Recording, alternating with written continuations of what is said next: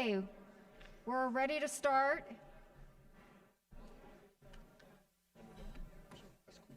Okay. Okay. Thank you, everybody. We're going to start with DA Amory Schubert. Thank you.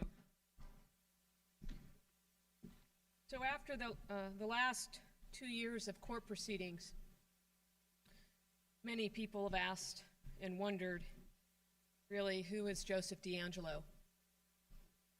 Is he a feeble, old, 74-year-old man? Is he psychologically impaired? Is he physically impaired? Is he even competent to stand trial or to enter those guilty pleas we saw on June 29th when he rolled in a wheelchair and feigned feebleness? The answer to those questions that so many people have wondered for the last 2 years lies within the definition of a sociopath. A sociopath, in our world, we understand, is a person who has no respect for the rights of other human beings, no respect for the law, no compassion, no empathy, no remorse. He is a person who lacks a conscience or a soul. And under the definition of a sociopath, he is a person who lies, deceives, and manipulates others for no other reason than personal gain.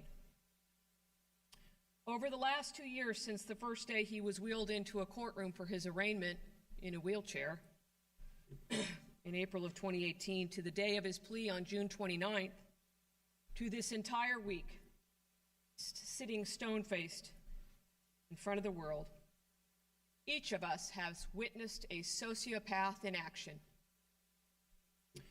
The truth of who Joseph DeAngelo is lies not just in what happened in the courthouse, but what has happened in his jail cell. One only needs to look back a few months from today to see the real Joseph DeAngelo. We, as part of this team, felt that it was critically important to show the victims, the public, and perhaps the world, this sociopath in action. And I again would remind you of how things unfolded on June 29th when he pled.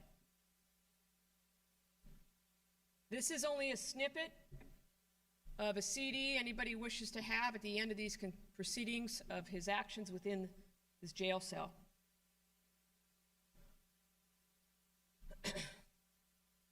This is June 1st, just a couple weeks before he pled. He's not a feeble old man, as he portrayed himself to be on June 29th.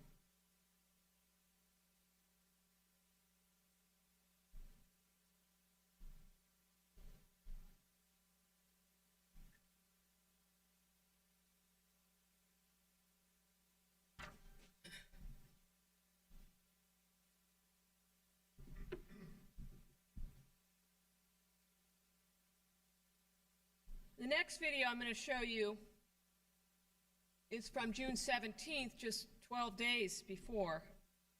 And before I play this, I ask you to watch it closely. Watch it for what he does. Watch his flexibility. Watch his dexterity. Watch his mental drive. Think back on the crimes that he committed. Think back about what he did to escape. Think back what he did to shadow the light.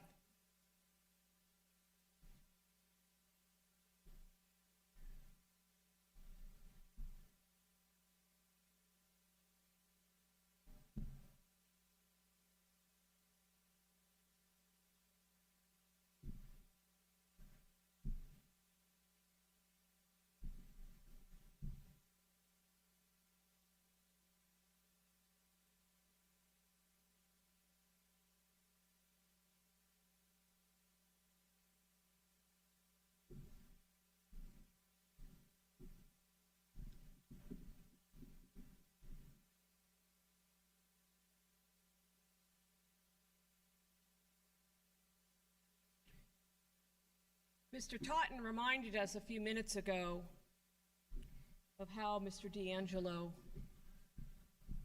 attempted to hide the light so he could remain in darkness during the commission of his crimes.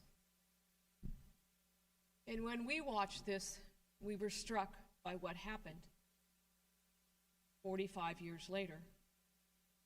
And we hearken back to those crimes of what he did to hide the light and to remain in the darkness.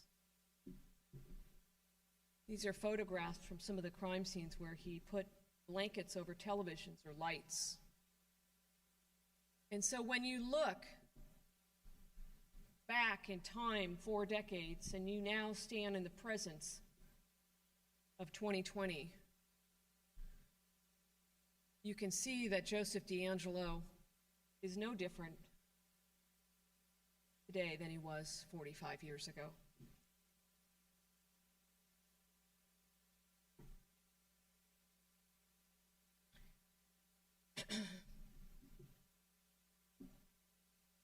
And lastly, just a couple weeks ago, as you see on the top there, again, he's moved to a new cell, I believe, and he's got light once again covered with papers.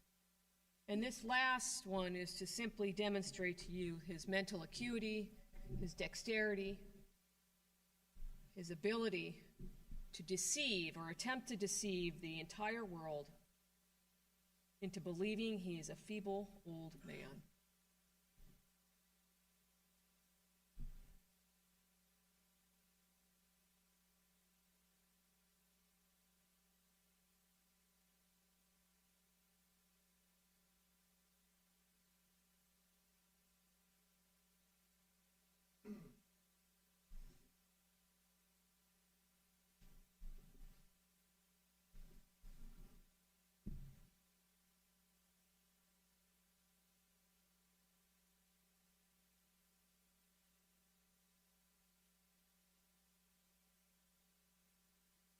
These are just snippets into the window of the mind of a sociopath.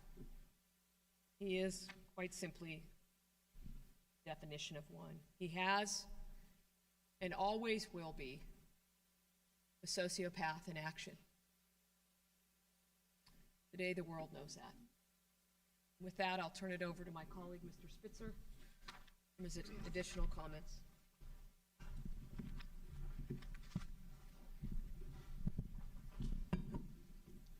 You know, we've talked so much about this case over the course of many months, and today really is and was the sentencing. And I made a comment earlier about just how proud I am to have worked with these prosecutors and their teams. To all the victims, I just want to say something. I know you know this, but I don't think the public understands sometimes just the fact that there was dogged perseverance and people never gave up to solve this case. The law enforcement community, I personally, and I know my colleagues, because we are part of law enforcement, that I want to congratulate them publicly. And I want to do it because I've talked to so many of the victims, and certainly the victims from Orange County, and I know just how thankful they are. And these are dedicated people. Many were retired, came back into public service to help solve this case. I hadn't seen these videos of the convict, to quote Drew Witten, one of my victims from Orange County, who was a police officer in Garden Grove for 20 years. I hadn't seen these videos until today. But in our own presence, just a few minutes ago, quite frankly, Mr. D'Angelo tried to pull a fast one on all of us in our own presence, and we were witnesses to it. I'm not sure you saw how quickly he stood up out of his chair. I'm not sure you saw how strong his voice was. That voice was completely inconsistent with the body that he was trying to fake us all out with. My voice isn't even that strong, and I'm 20 years younger than he is. There's something about the proceeding that really upset me when he stood up and gave his statement. They tried to shift the sympathy table here today. They tried to get all these people covering this story to say something nice or empathetic about this monster. I was fixated the entire time on his eyes. The eyes are the windows to people's soul. He never looked up once, either during any of our statements or any of his own loved ones' statements. Everything this week was testimony of victims who despise him and his conduct. Today, we heard from people who love him. And this is what he didn't do, which upsets me greatly in his statement. He said, "I've listened to all of your statements. I'm very, truly sorry to everyone I have hurt." Everyone. Who did he leave out? The people who say they love him. He didn't just destroy your lives. Could you imagine being the daughter of Joseph DeAngelo? Going through life asking yourself, did he pass on through my genetic framework something that makes me somehow the same? Or his former wife, the betrayal to their marriage and that relationship. He not only hurt all of you, he left a wake of devastation with his family members who have part of him inside of them. And that has got to be a terrible, terrible, terrible nightmare. So he tried to fake us out. And by leaving out his relatives, he proved to me that it was a fake. That statement apologizing was a fake. Because if he was truly remorseful about apologizing to everyone, to quote him, who he hurt, he would have included a hell of a lot more people. So I just want to say this. I am begging you not to report it that way. I think it was my colleague from Tulare County who said that this is going to go into the history books. The history cannot be remembered that he stood up here and apologized to the victims. It can't be that his niece said he was the most beloved person in her life. It can't be a friend who said he was one of the he was the sixth boy in the family. That was an effort to humanize him. You cannot humanize him. I feel so sorry for the family members and the friends who had any connection whatsoever. I don't besmirch them or in any way denigrate what they tried to offer here today. But I will not allow, as an elected prosecutor representing at least the 3.3 million people in Orange County, to have him remembered that way during his sentencing. It was a sham. He was not remorseful. He failed to apologize to important people. He left devastation in his tracks. I can never forgive him. Some of you are more mature and more spiritual than me. You have gone to a higher place than I can. I can't forgive him. I never will. Which is why I told him I wanted to watch him die. I wanted to watch him put to death. And I've already explained that, and there's no reason to dwell on it any longer.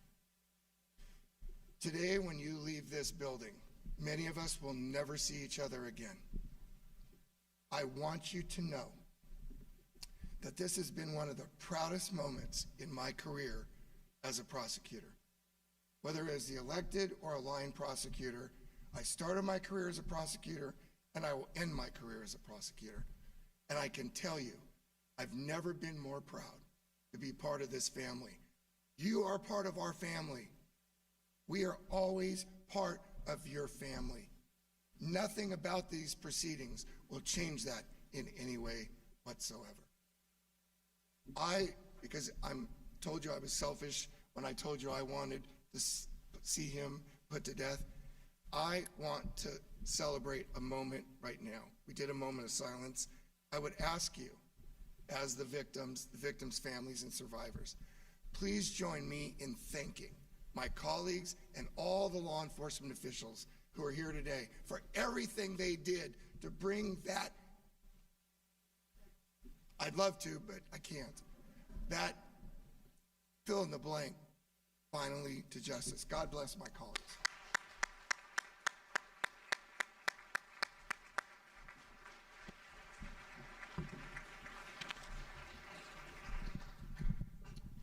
I'll invite any of my other colleagues up that wish to give a statement. D.A. Dudley.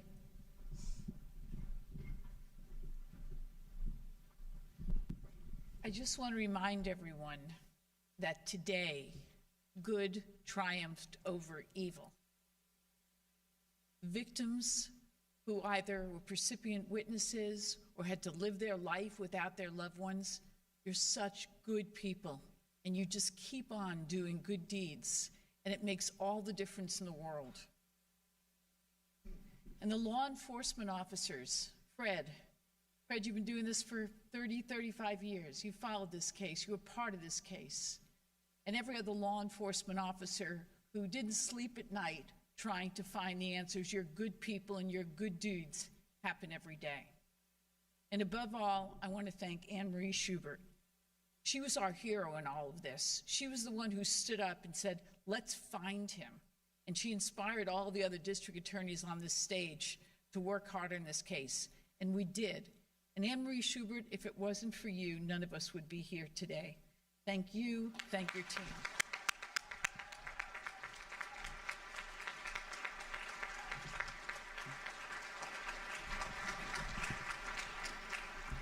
I'm just going to say it, Team Justice. Anybody else? D.A. Becton, D.A. Ward, D.A. Salazar from San Joaquin?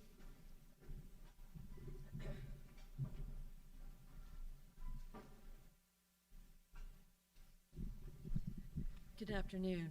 On behalf of San Joaquin County, we would like to thank District Attorney Anne Marie Schubert, her team, her victim advocates, her investigators, my brothers and sisters from neighboring counties for their teams and their hard work and dedication to making this a day of justice, a day of truth. But most of all, I would like to thank you, each and every one of you, the victims, the survivors, families. Today is not about him. Today is about you. We're in a country that needs heroes. It needs people to admire and respect, to look up to and to believe in, to know that there is hope and there is goodness. And you, as the victims, the survivors, and the family members, give everybody in the great state of California and the United States of America somebody to look up to, somebody to admire, somebody to believe in, somebody to thrive to be. 1 in 3 women will likely be sexually harassed or raped in their life. 5 out of every 1,000 cases will be reported. But today, you're going to change that. It is one of the most unreported and most traumatizing crimes in our nation. But today, you give the power to the 995 other women out there who couldn't raise their voice because of the fear of what would happen, the fear of reliving it. You put that power in their voice, in their hands, and in their soul, and in their body to rise up so that someday my colleagues and I sit here and we say 1,000 for 1,000 spoke up and raised their voice, and justice was sought for. So today, as my colleague from down south said, don't report about him. Report about these women and these men who've endured unimaginable pain and suffering, no doubt about it, like the likes we have never seen before. If you heard anything these last days, You know what true evil and terror looks like. But better and more important is you know what a hero looks like. You know what a courage looks like. You know what faith and strength in a better world looks like. I had the privilege of working with 4 victims, John and Jane Doe and Bob and Gay, for the last couple of years. Tough as nails, fought as hard as they could for this justice, and raised their voice at every step of the way to make sure that they were heard, they were seen, and that justice prevailed. And each and every one of you did that. Each and every one of you are what this story is about, because you're amazing, you're incredible, and you're a testimony to what makes America great, and that is its strength and its courage to look evil in the face and to say, we won, justice prevailed. So on behalf of San Joaquin County, all of the members of my community, we thank the team of prosecutors here. You guys were amazing. Anne Marie Schubert deserves an award for her leadership and what she has done to bring this case. But each and every one of you deserves a Medal of Honor for the courage and the strength that you've shown and for the power you have given to everybody in our country. So thank you.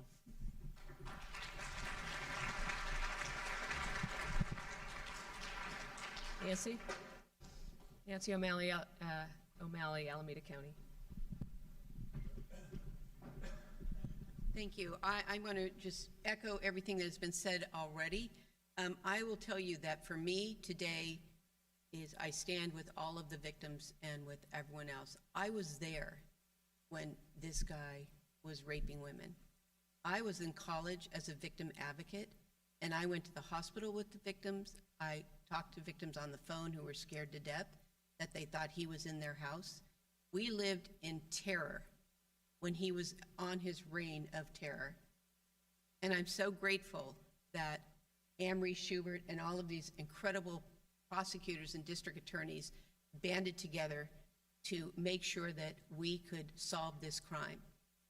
I will tell you that this state has passed a law that requires law enforcement to submit every sexual assault forensic exam to a crime lab for testing. Because if we do not submit those exams for testing, that DNA will sit in a police evidence room or in a lab untested. And I'm grateful that we have been so strong in our advocacy to make sure that all kits are tested. And I just want to say that I'm so appreciative of DA Salazar for talking so profoundly about the challenges that women have and men have of stepping forward to talk about their victimization. And this case and the courage of all of the victims and the victim survivors that came up and bravely gave your statement, and bravely gave your statement when it happened with law enforcement, allows us to put this man away forever. So thank you for reporting this story so thoroughly. It's sensational, but it's also incredibly profound in what it says about our community, our society, and how we need to take care of each other. Thank you.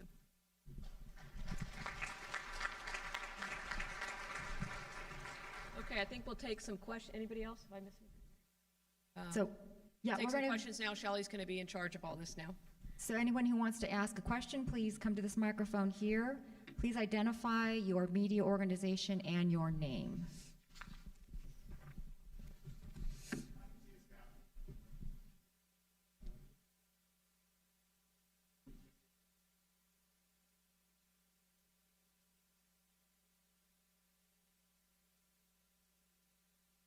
Why he was committing these murders, these rapes in these different communities where he didn't live as well, such as Contra Costa County and Alameda County.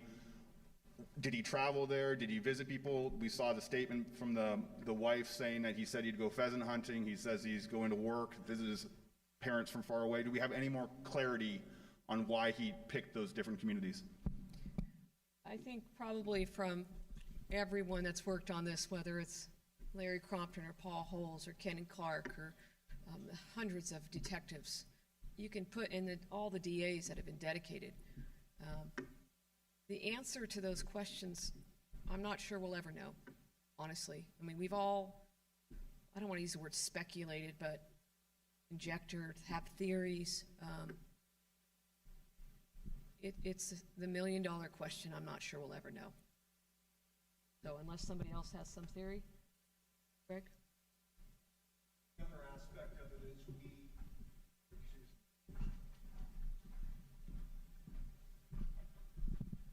is this is a common question in major cases of this nature, and what you witnessed today was just the briefest of statements.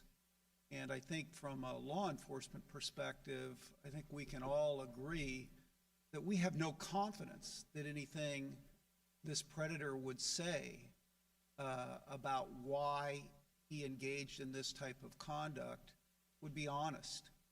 I think, many other cases we've seen predators try to minimize their conduct or blame it on some circumstance of their childhood or some mental health condition. We have no reason to believe, notwithstanding some of the letters that were read to you, we have absolutely no reason to believe that this man suffered terrible trauma as a child. He lived a normal life. We have no reason to believe that he will ever tell us the truth. And if he does make a statement, we would tend to doubt the veracity of that statement.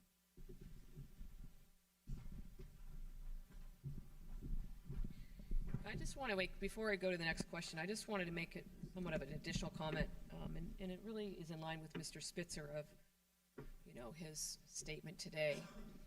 And one of the victims, I don't remember who it was, but said, his last victims were his family, and I believe that to be true.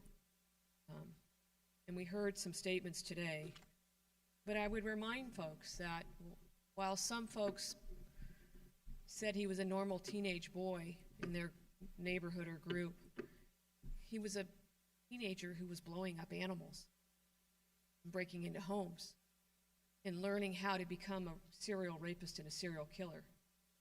So please don't ever forget who the real man is. I'm Rowena Shaddix from Fox 40. Is the work on this case completed? Because I've spoken to one of the special agents that investigated this in Sacramento, and he said there were still rapes, murders that he believed was linked to Joseph DeAngelo, but hasn't been proven yet. I think I think we'd all probably collectively say, and many of the folks like Erica Hutchcraft from Orange County, Paul, Ken Clark, Larry Poole, who have dedicated their lives, we know what we know. Rowena, that's where'd you go. We know what we know. We know, because of the power of the data bank that the Harringtons brought to us, we know what's been put into it, and we know what's been linked. Does that mean that there are not other crimes out there? Absolutely not. I don't believe we will ever know the magnitude of what Mr. DeAngelo did.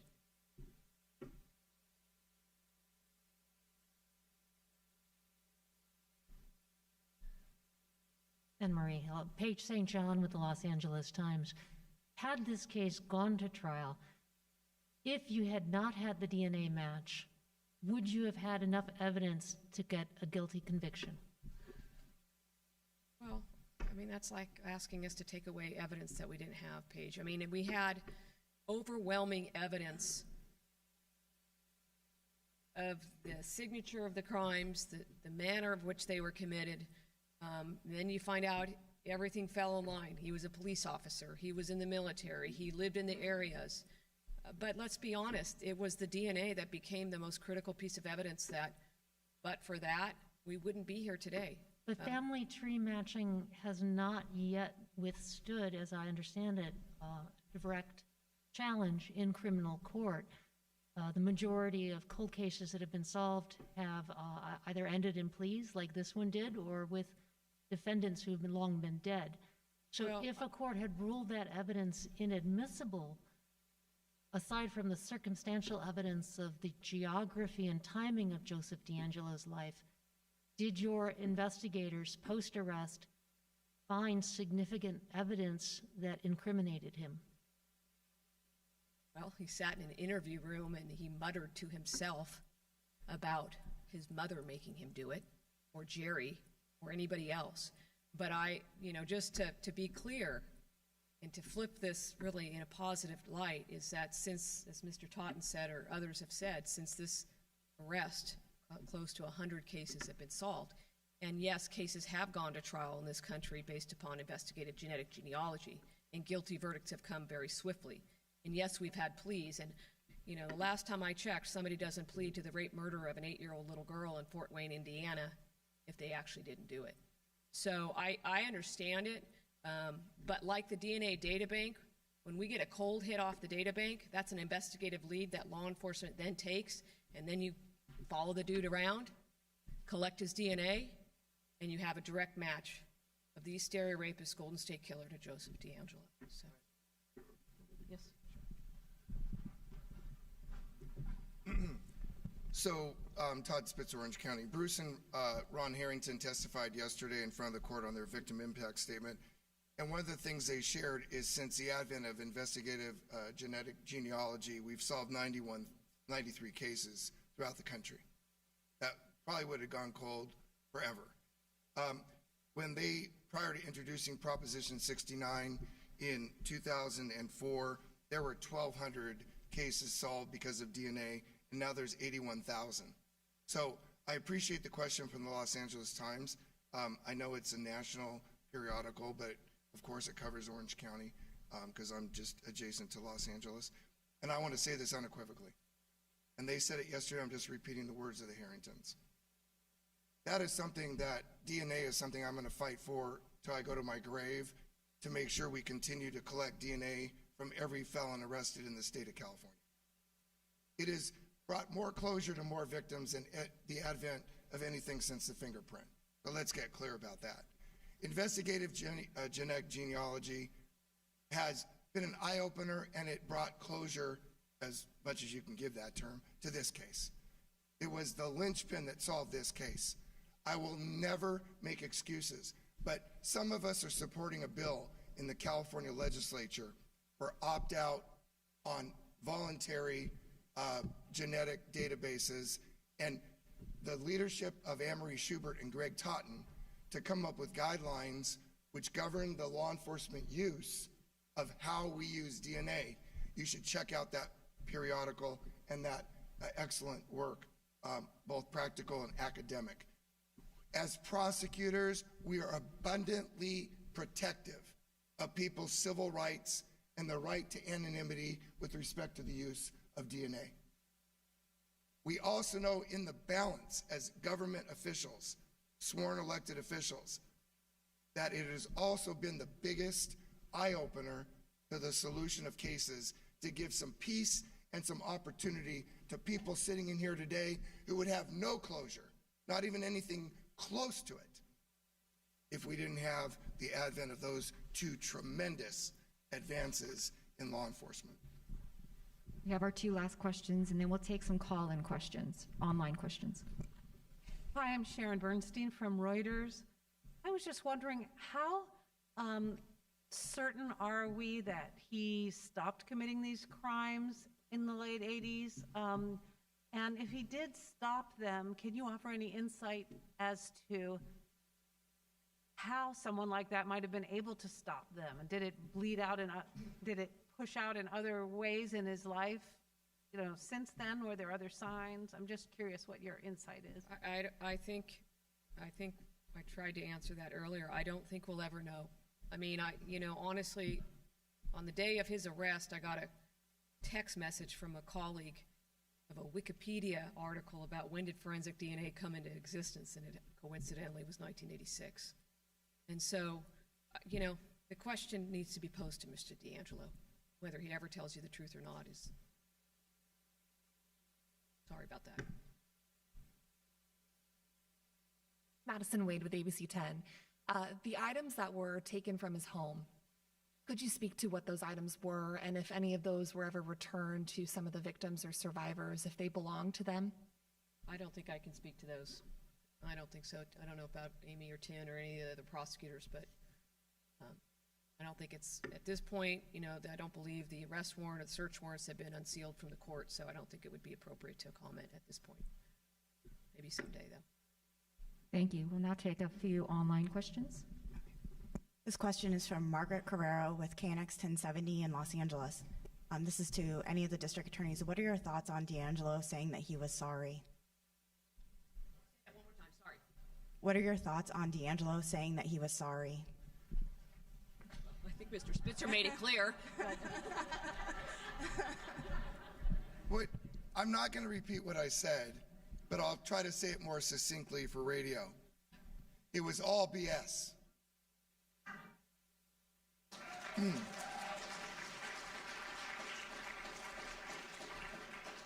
The next sentence is, you don't stand up here with any sincerity to the victims and say you're covering everyone and fail to talk about your own family members who you betrayed.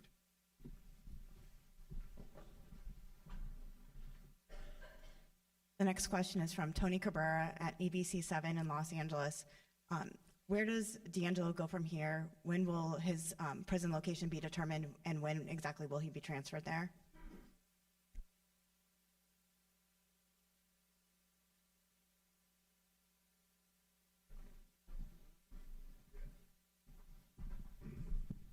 Typically, were it not for COVID-19, an inmate like the defendant would be transported to Tracy prison, where he would go through a screening process and eventually placed for a longer term stay.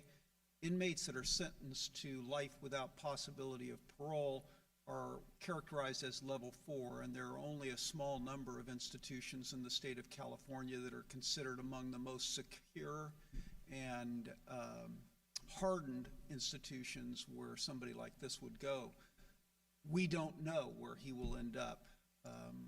We also know that at the current time, because of COVID-19, the California Department of Corrections and Rehabilitation is not accepting sentenced inmates. Most jails, I know my jail in Ventura County, I think has close to 80 inmates that have been sentenced to prison that have not yet been transported, and this is becoming an increasing problem around the state for the administration of local custody facilities.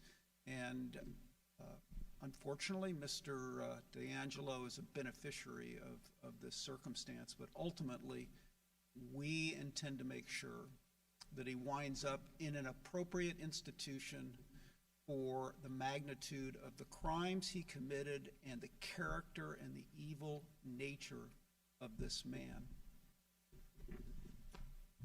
Okay, so that concludes the press conference. There will be interviews with some of the elected DAs, I think some of the victims. We're going to take about a 15-20 minute break. And then there's our CDs up here with the full video up on this table. Thank you. Yes, they're all the same.